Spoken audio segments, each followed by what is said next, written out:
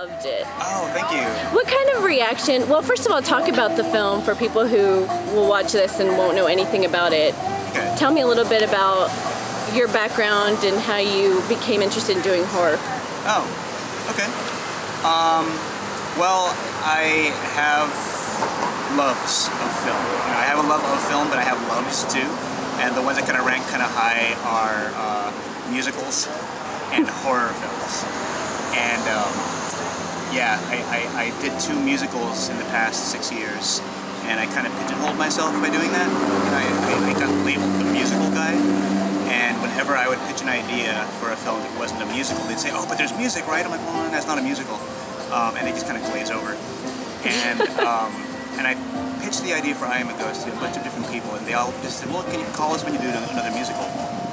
And I said, "You know what? I'm just going to go ahead and do it myself. I really want to make this movie, and I really want it to be a weird horror movie. It's my favorite kind of horror movie. If it's not weird, it's probably not going to be scary."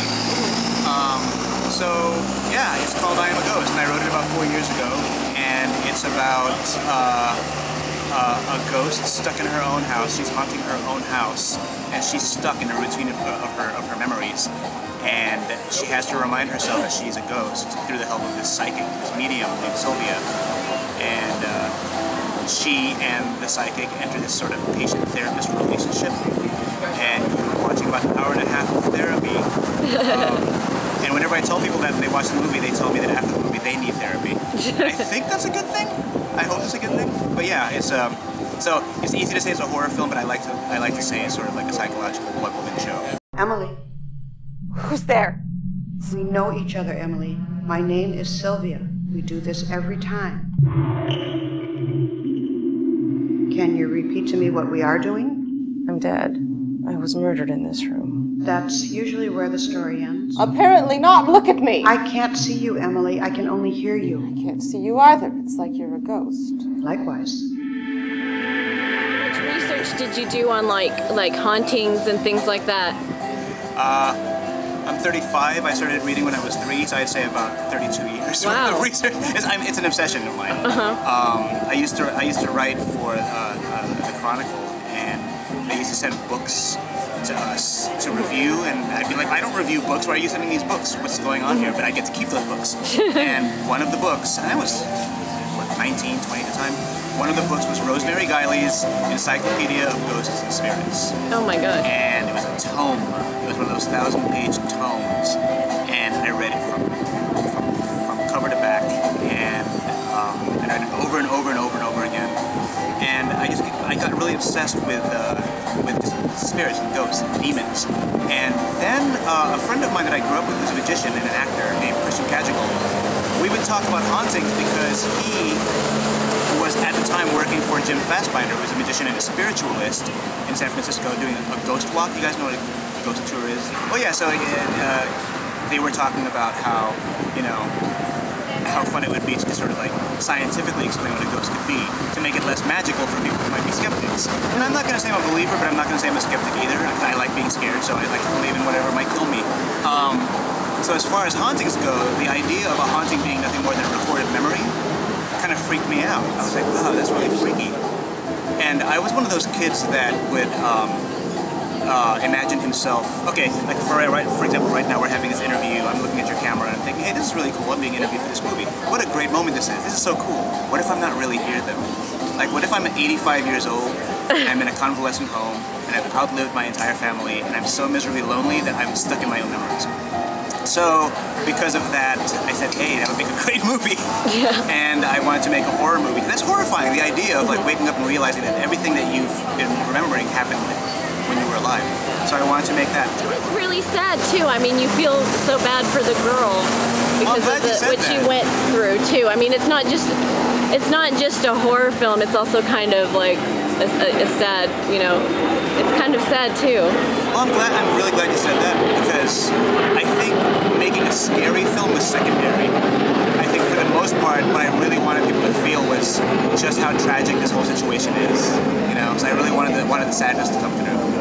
And it's not, it's kind of like, I think of it as like an intellectual horror film. Oh, thank you. And I can compare you to Ty West. Oh, I love Ty West. Yeah, and like I was thinking, this is kind of yeah, the Innkeepers, and I was thinking, wow, this is a whole nother like little subgenre of horror films that people are making that make you think more than, you know, it's scary, but it still kind of makes you think about things. You leave the theater kind of analyzing your own self. And people brush off Ty West like, oh, he's just making homages to horror films. I'm like, no, you know what? You got to use your head a little bit when you watch his films. He's actually a very sophisticated, really thoughtful director. You know, and I'm flattered that you would compare me.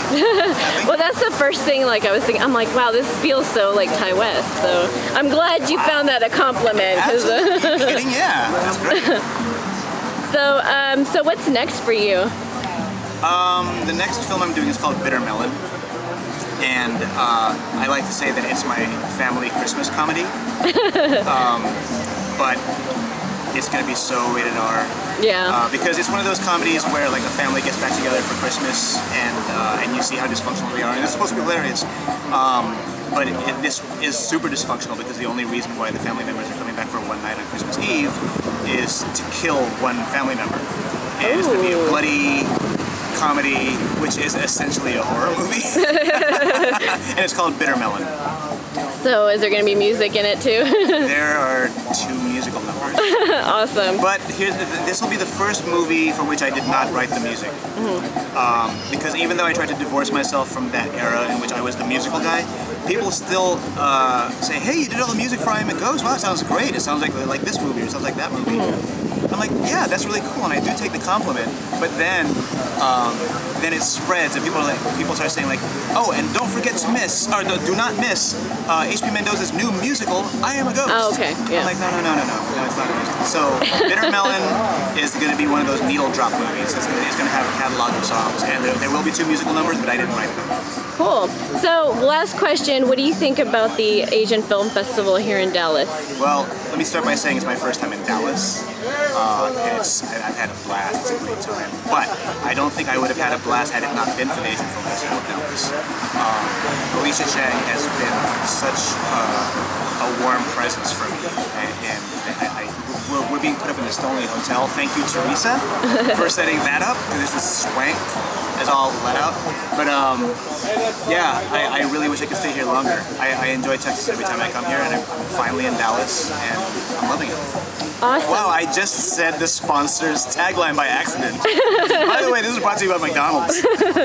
I'm sure they'll love that though, so. Hey, future sponsors for your films, right? All right, well, thank you so much, and congratulations for having the film at this festival. Thank you very much.